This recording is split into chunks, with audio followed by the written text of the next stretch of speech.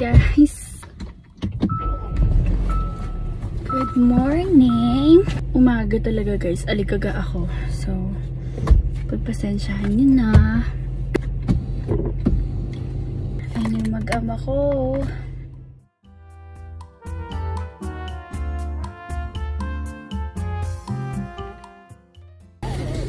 Another one. Cold. I'm vlogging. Say hi to my vlog da. Hi vlogging. Takpan na. Takpan yung vlogging eh. Ano, kukunin na ako. Mama, why is it like that? Papa over the camera. Naka-over. Blue pa ngayon? Akala ko tapos na yung vlog. Tapos na yan. Green na ngayon eh. Yan may malaking aso. Iikot para sila. Okay. I'm so teeny tiny. Yeah. This dog is fur very big. Yeah. Bigger than team. Tamis nung kape ng McDonald's. Double sa akin. Tamis. Diba na yun? Huwag mo nawala sa deposit. Dami na ko dyan. Dami na. Sige mo na dati sa school.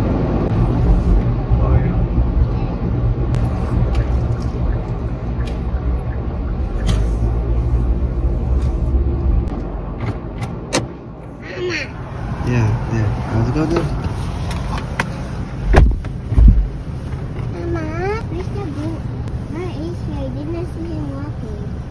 And my brother? Santiago is still there. Nahanap yung Santiago. Bogey.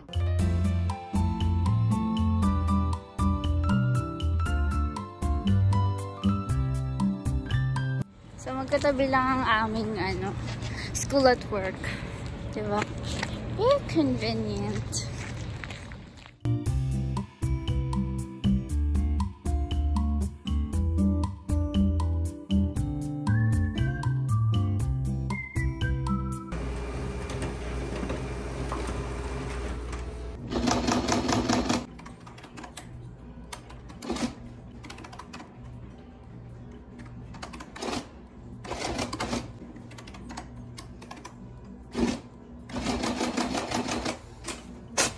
So, ang tagal kong hindi nag-video.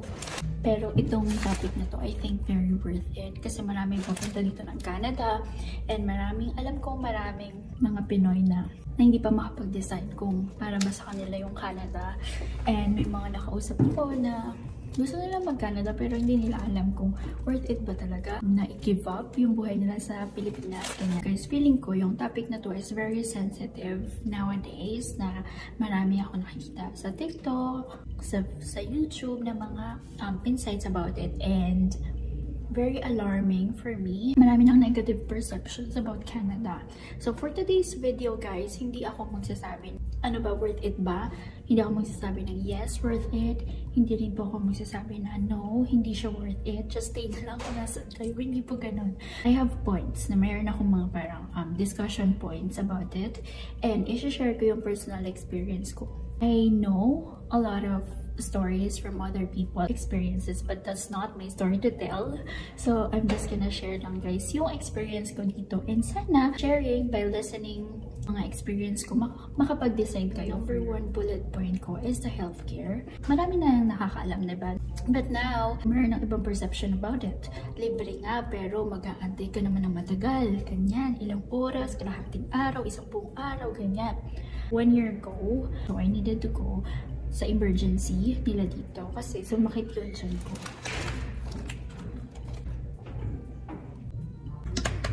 Medyo busog pa rin ako.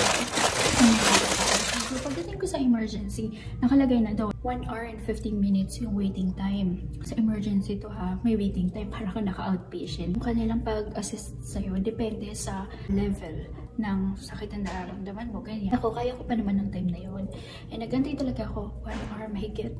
Diba may mga parang window, yan kukunin yung number, healthcare number. Tanong ako ng tanong ko, wala po bang babayaran? Kasi syempre ako, curious ako kung magkano aabutin. First time ko ma-hospital dito sa Canada, ganyan. Sabi niya, wala, ito lang, kailangan ito, ganyan, yung card mo lang, ganyan. Sabi ko, okay, sige. Hindi ako panatag. At the same time, kinakabahan ako, baka mamaya biglang spike, oh, mayroon ka babayaran na 300, ganyan. So, pag-a-assist sa akin, mas mabilis pa yung inantay ko kesa doon sa pag-check up sa akin ng doktor, pag-antay ko sa doktor. Kaya libre talaga siya kung libre. Sabi nila, marami din naman daw public hospital sa Pilipinas na libre din. Yung pinuntahan kong hospital, hindi siya very crowded, maayos siya. Nag-antay ako ng komportable. Mahalaga yun for me kasi maraming akong nakitang experiences sa Pinas, may iba na hindi komportable nag-aantay. Especially for public na libre. May mga libre naman talaga. Ako, noong time na yon, I can still manage yung pain na nararamdaman ko. But what if ako yung malagay sa sitwasyon na sobrang sakit na, hindi ko na kaya, ganyan. Tapos, kailangan first come, first serve pieces. Or kailangan mag-down muna ako ng ganitong kalaking pera bago ako i-assist. Mga pumunta doon, nakakarating lang pero grabe yung nararamdaman nila na thankfully na-assist sila agad kahit nakararating lang nila. So, ganong perspective, naisip nyo kung nagde-decide kayo na pumunta dito sa Canada.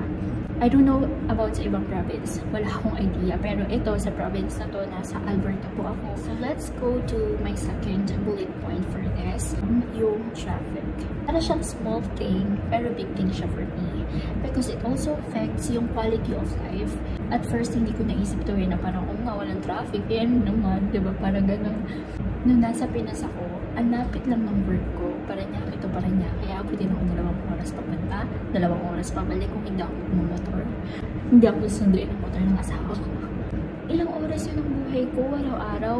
Tapos ako dito ngayon, ang travel time ko lang to work is 10 minutes. Hindi ko kailangan magmadali. Yung asawa ko aalis ng 5:30, nagising ng 5 o'clock. Hindi ka masyadong gigising ng maaga, hindi mo sasacrifice yung tulog mo. Tapos pag uwi mo, uwian na talaga, hindi yung pag-out mo, iisipin mo 2 hours traffic. So, kasama na siya sa budget ng time mo, di ba? So, parang mas na-appreciate ko yung oras. Hindi siya yung isolated case, as in everyday. When you are deciding kung ipapursue nyo ba yung Canada to stay wherever you are right now, you should think of your priorities first. Marami din namang plus points na magstay ka sa Philippines. What I would suggest lang talaga is before you decide to go to Canada, to stay in the Philippines, you should list your priorities first because it will help you. Nag-i-English. Well, alam mo yung mga priorities mo, matutulungan ka niyan mag-decide kung magsistay ka sa Philippines or pupunta ka ng Canada, ganyan. So, mabilisan lang to, random ko lang naisip. Kung may mga questions kayo about these topics, pag-uusapan natin na mas malalim sa isang video or sa separate video, or kung may mga gusto kayong points. Kasi marami akong listahan. Kung gusto nyo ng tanong, marami po akong listahan. Kaya kong sabihin sa inyo, na kaya kong i-share sa inyo just to help you decide. Pangatlo dito, yung convenience. Yung convenience when it comes to pagkuha ng social insurance number. Pwede mo siyang kunin online. Pwede kang pumunta mismo sa kanilang branches, sa kanilang mismong office. Hindi naman ganun kahaba yung pila. Madali lang kumuha ng. Hindi ko pa nakakonstruct na maayos tong ano ko. Pero gusto kong sabihin talaga. Siguro in general ng mga government records. Yung convenience. Like for example, yung healthcare records. Si Alberta, meron siyang general record. Naranasan ko pa na late ng immunization si Dada. So, dyan na siya for immunization. Nakalimutan ko. And yung government, tawag sa akin na delayed na nga daw yung immunization ni Dada. Imagine, di ba? Gatuldak lang ako sa population ng Alberta. Parang nagmamalasakit sa akin si Alberta. Alam ko ng mga automated lang yung mga ganyan. Pero, di ba? I felt special, diba? Pero, alam ko, automated lang yun. Nagpa-photo lang ako sa sarili ko. Pero, walang ganun kasi. Walang ganun doon dati. Yung mga pwede mong kunin online, ang dami. Parang, ang dami mong pwede asikasuhin online. So, ako nag-update ako ng SIN. Si Habi may car. So, pag nandiyan siya, makakapag-asikaso ako ng mga ganyan. Punta kami ng SIN, no problem. Mabilis lang, pwede mo nga gawin sa lunch break yan. Pero, pwede mo rin gawin online. Lahat ng pwede kong gawin online, gagawin ko online. Pang-apa tayo. Yung safety. Alam ko na mayroong mga parte ng Canada na medyo delikado. Marami ako napapanood na mga insidente na sobrang delikado. Well, this one guys, na-realize ko nung nag-work ako sa Walmart. So, ikukwento ko sa inyo. Nag-work ako sa Walmart. Ang schedule na kinukuha ko is 5 AM. Hindi lahat ng araw, nandyan si Happy para ihatid ako for 5 AM schedule. Ayoko palagi mag-taxi, guys. So, matipid ako, may kuripot ako. Ayoko lagi nagta-taxi kasi bukod doon sa taxi, may tip pa, diba? So, kung araw-araw yun, ganon. Hindi siya malapit sa bahay namin, pero diretso lang yung mula bahay namin to Walmart, ganyan. Ang ginagawa ko is nag-i-scooter ako. So, may peklap pa nga ako dito. So, nag-i-scooter ako. First time ko mag-scooter dito sa Canada. Yun yung ginagamit ko papasok ng Walmart pag 5 AM. Imagine, madilim pa yun. Siyempre, hindi naman ako magaling mag-drive noon. First time ko nga, so 30 minutes na nilalaan ko. Pero actually, kaya yun ng 10 minutes, 15 minutes. So, 4:30 ako naalis ng bahay, guys, para mag-scooter papuntang Walmart. Sobrang dilim. Hindi mo alam kung may mga lasing. Nakakaalis ako ng ganong oras nang ako lang. Alam, ang liit-liit ko. Tapos parang feeling ko kapag may masamang tao, ibabalikan lang ako yung ganon. Sa Pinas, alam to lahat ng mga kaibigan ko. Napaka-paranoid ko. Magtatanong pa lang sa akin yung tao ng oras. Feeling ko kikidnapin ako. Feeling ko sasaksakin ako. Ang laki ng takot ko sa public places. Nung nasa Pinas ako. Mas takot din ako kapag walang tao, di ba? Yung parang kayang-kaya kang saksakin. Ganyan. Naalala ko one time, naglalakad ako sa footbridge kasama kay mga friends. May nagtanong ng oras. Tinakbuhan ko, be. Tumakbo ako. Ganun ako ka-paranoid. So, imagine yung ganung feeling. Ganun ka-paranoid. Tapos, nakampante ako dito. Minsan naman sa Walmart. Ang schedule ko is hanggang 11 or 11:30 minsan. So, ayoko din minsan kapag wala akong choice. Hindi ako nagta-taxi. Diba? Maglalakad ako. Minsan naglalakad pa ako. Imagine, naglalakad ako ng ganong oras. Kung malaman din ng mga friends ko, yung mga friends ko sa Pinas, malaman na naglalakad ako ng ganong oras, be, hindi ikaw yan. Hindi ikaw yan. Ilabas mo kaibigan namin, ganon ako ka-paranoid. So, imagine na lang yung kung gano'n ako napanatag dito. And sana maramdaman nyo rin pag pumunta kayo dito sa Canada. I think with proper planning, kung saan kayo pupunta dito sa Canada, research guys. Mag-research kayo about sa culture ng lugar, sa setup ng lugar, ganyan. Kung gusto nyo ng city, maghanap kayo ng city. Kung gusto nyo ng parang probinsya, maghanap kayo ng mga parang rural areas, ganyan. So, tapos na yung break ko guys. So, mamaya kita-kits ulit tayo pag-uwi ko ng bahay.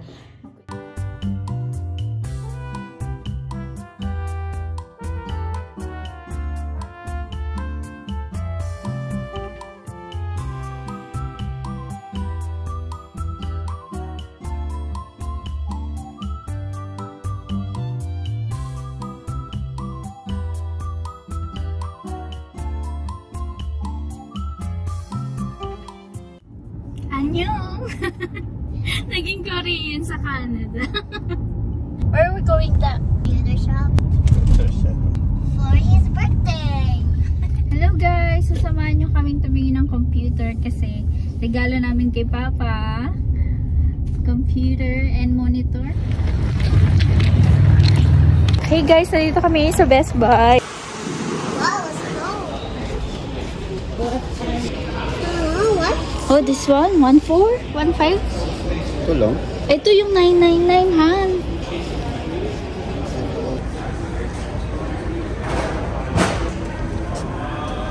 Hindi tayo makikisali, guys. Dahil, nakasale kasi ngayon yung Best Buy dahil sa Labor Day. Pag si Papa ang bibili, expect yan. Mahal yan. Hindi yan bumibili ng mura. Bibili ng mura, yan pa ba? Guys, hindi kami makakabili pala dito sa store kasi sabi sa amin, yung mga magagandang specs daw nasa online. So, mag-online ka na lang, Han. Okay, yan. Mag-online na lang daw siya. Hoy, may umutot. Sino umutot? Don't show you. Why? Nandito ko kami ulit sa pupunta kami ng Hanki. Bili kami ng food. Take out lang. So guys, galing ako ng Hanki. Ang laki oh. Oh, ito yung sasabi ko, Hanki, large. Hanki. Isa lang Hanki dito kanino. So, ano to, nasa south. Dumayo pa kami para sa Hanki. Kasi ang goal is ulam lang. Para pang ulam namin sa house. Ay no, full pack. Nagluluto naman kami sa bahay guys. Pero mahirap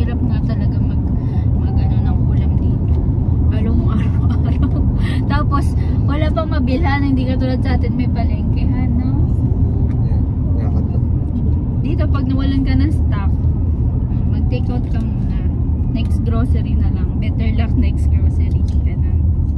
Tikman nga natin. Chicken. Pork at saka chicken ang inano ko.